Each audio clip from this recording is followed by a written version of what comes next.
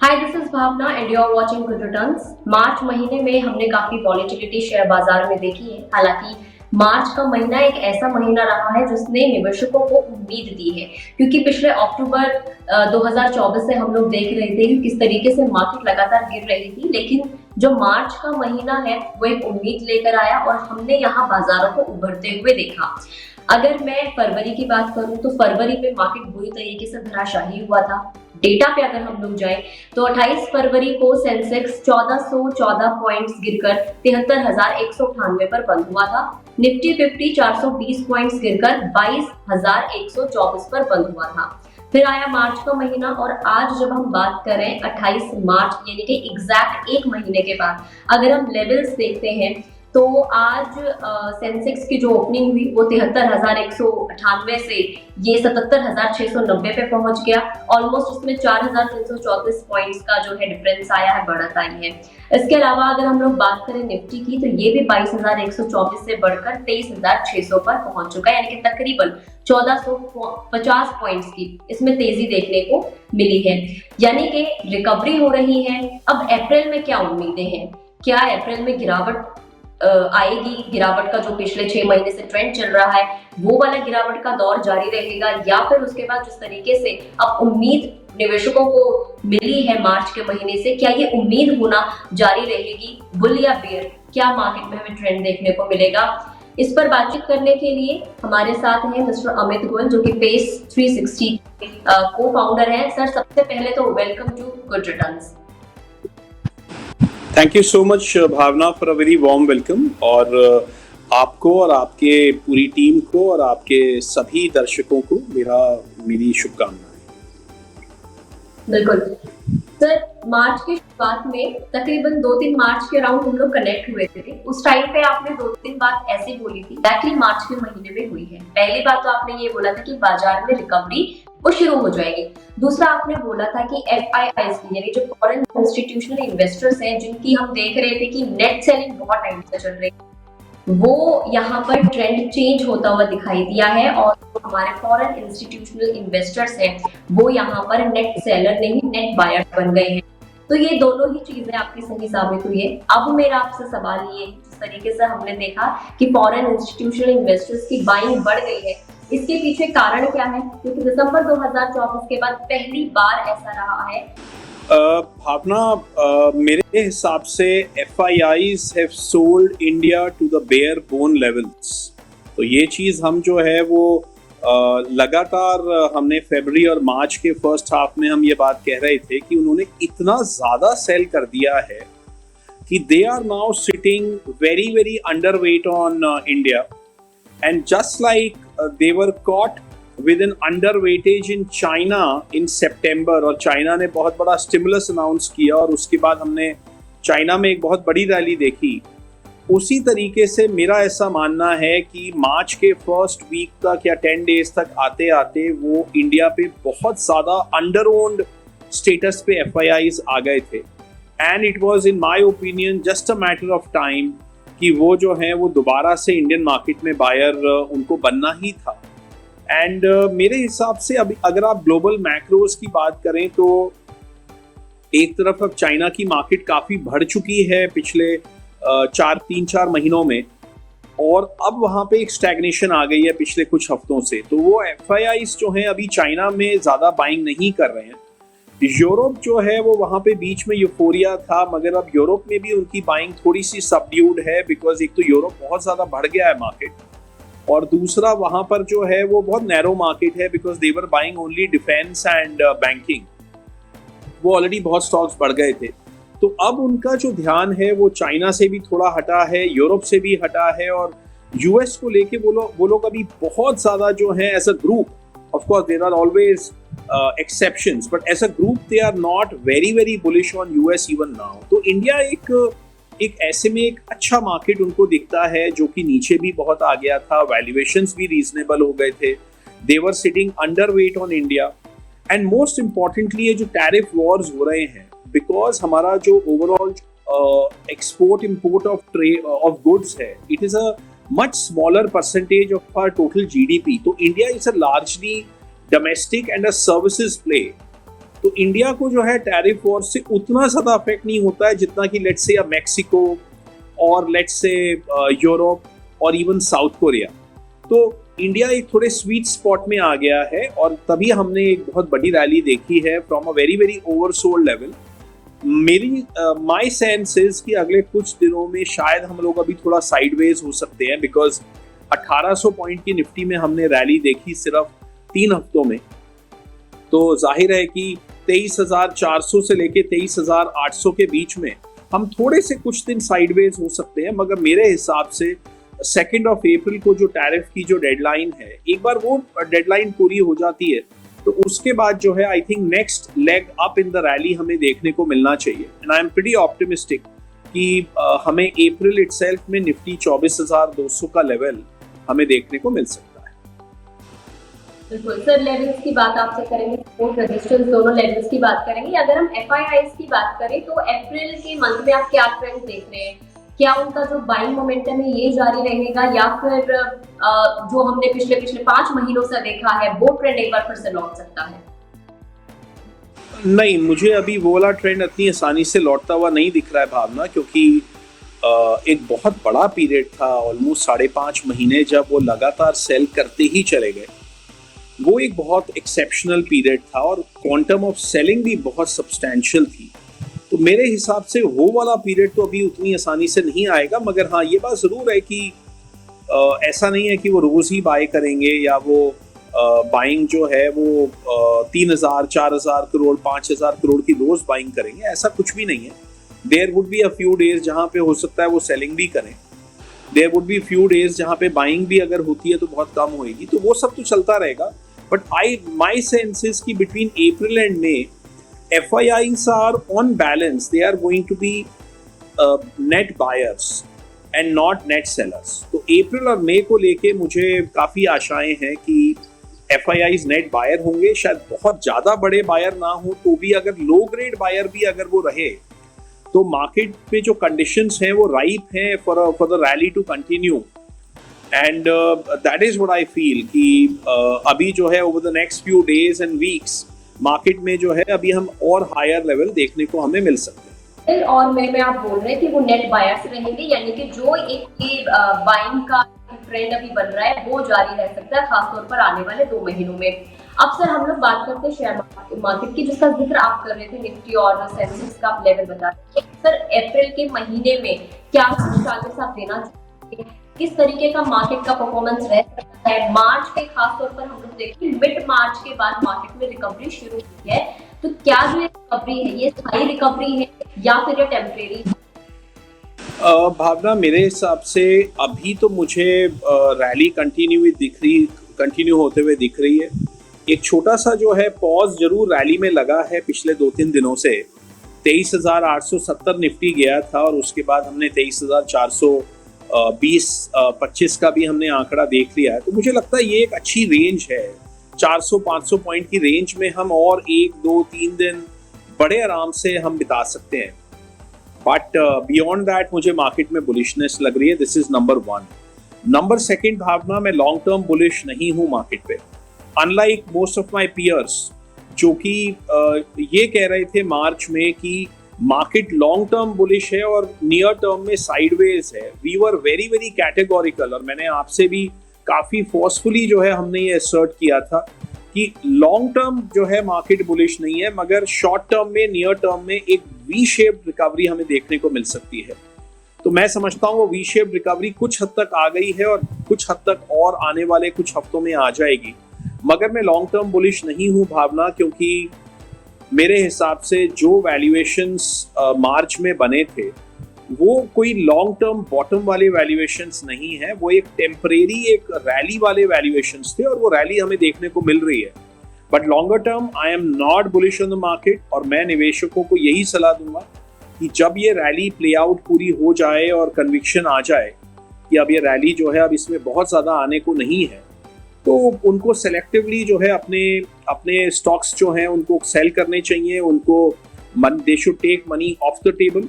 आपने मेरे से उस समय पूछा था कि SIPs का क्या करें। मैंने आपको बहुत कैटेगोरिकली कहा था कि SIPs भी कंटिन्यू कीजिए, बल्कि लमसम पैसा और डाल दीजिए अभी। और मैं समझता हूं कि अप्रैल और मई में कोई ना कोई टाइम ऐसा आएगा जब हम फिर से जो है ये सलाह देंगे कि अब आप अपनी SIPs जो हैं शायद डिसकंटिन्यू भी कर सकते हैं। आप शायद जो आपके पास जो इन्वेस्टमेंट्स हो गई हैं उनको आप थोड़ा प्रॉफिट बुकिंग भी कर सकते हैं। मैं अभी ये करने की सलाह नहीं दे रहा हूँ, बट आई थिंक अप्रैल और मई के बीच में ये मुकाम आ सकता है। एंड मैं आपसे संपर्क में बना रहूँगा एंड होपफुली हम इन्वेस्टर्स को एक रीजनेबली अच्छे लेवल पे एग्जिट करने में जो है हम शायद उनकी मदद कर पाएं, ऐसा मेरी आकांक्षा है। आप लॉन्ग टर्म बुलिश नहीं है मार्केट पे, लेकिन इसके दूसरी तरफ गोल्डमैन सैक्स की एक रिपोर्ट सामने आई थी जिसमें ये कहा गया कि निफ्टी दिसंबर 2025 यानी कि इस साल के एंड तक 27,000 के लेवल दिखा सकता है। सर, इस पर आपकी क्या राय है, आपको क्या लगता है? भावना, देखिए मुझे पर्सनली जो है ऐसा नहीं लगता है। मेरा जो सिनारियो है वो ये है कि अभी मार्केट जो है वो थोड़ी बुलिश और हो सकती है और लेवल्स कुछ ठीक ठाक एक लेवल्स देखने को मिल सकते हैं, मगर in my opinion this is a relief rally Bhavna. ये कोई नया बुल रन नहीं है या ये resumption of the bull run भी नहीं है। In my opinion the old bull run got over in September, it peaked out in September भावना। उसके बाद मार्केट डाउन गया, अभी हमें एक रिलीफ रैली हमें देखने को मिल रही है। रिलीफ रैली अभी शायद और भी आगे जा सकती है, जैसा मैंने कहा 24,200 या इवन उससे थोड़ा बहुत और भी ऊपर जा सकती है। मगर वहाँ पर जो है मैं पर्सनली शायद बुलिश ना रह पाऊँ। हालांकि global macros are evolving very fast, तो मैं आज आपको कमिट तो नहीं कर सकता हूँ कि मैं अगर 24,200 का लेवल आया तो मैं वहाँ पर क्या संकेत दूंगा। बट मेरी अभी की अंडरस्टैंडिंग ये है कि ये रिलीफ रैली है और अगर 24,200-300 आया तो निवेशकों को कुछ प्रॉफिट बुक करना चाहिए। They should take some money off the table और मार्केट दोबारा से नीचे जाएगा। बिल्कुल सर, अगर हम लोग क्योंकि अब 3 दिन तो मार्केट बंद रहने वाली है, आज का जो दिन है 28 मार्च का वो आखिरी कारोबारी सेशन है मार्च महीने के लिए।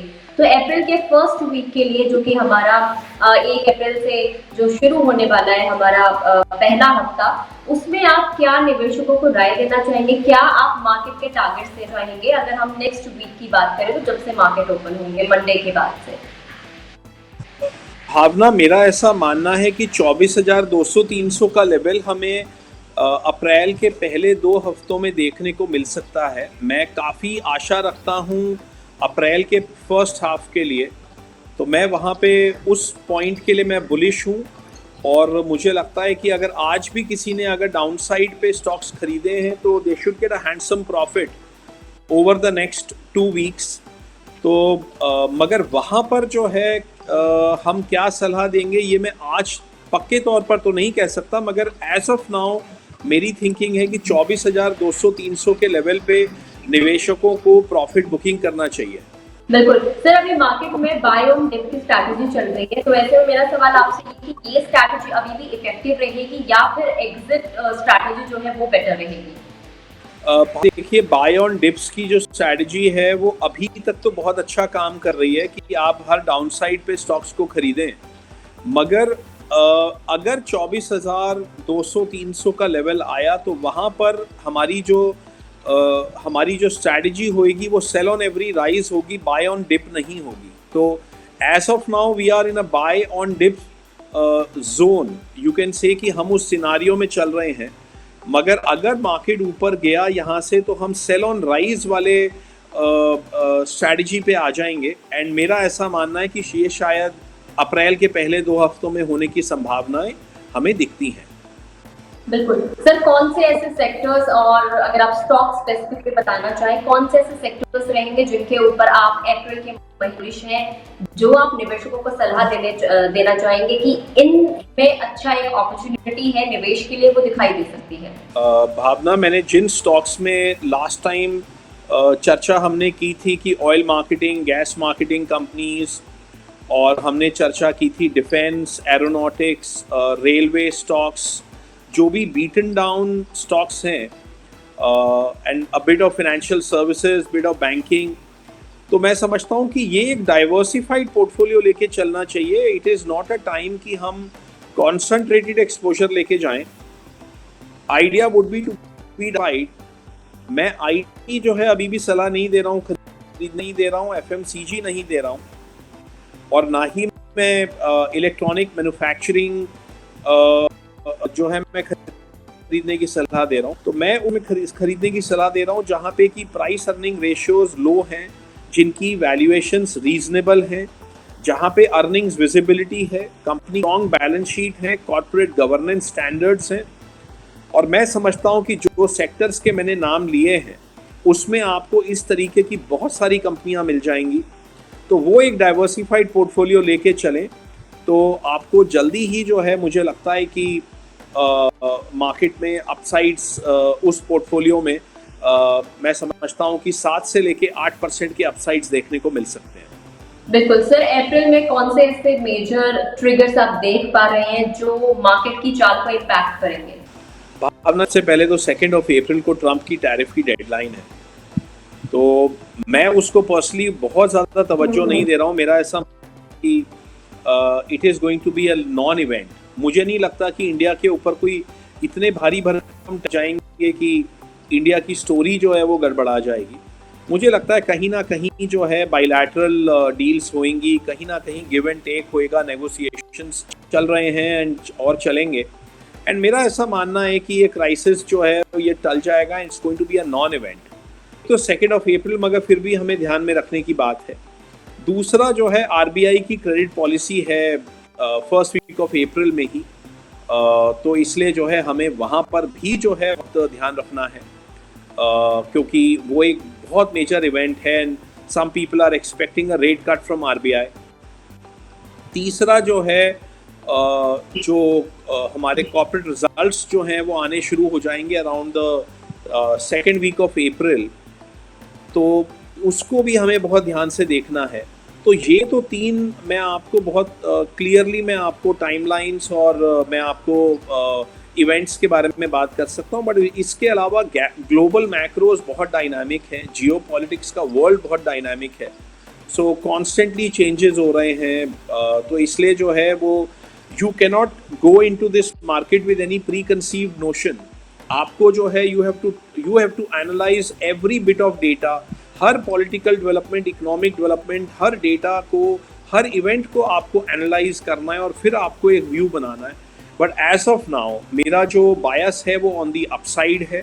मैं समझता हूँ कि अभी अपसाइड और आना चाहिए आने वाले कुछ हफ्तों में, और मैं समझता हूँ कि अगर वो अपसाइड आया तो वहाँ पे सेल ऑन राइज की जो है स्ट्रैटेजी निवेशक अपना सकते हैं। But as of now I think it looks good.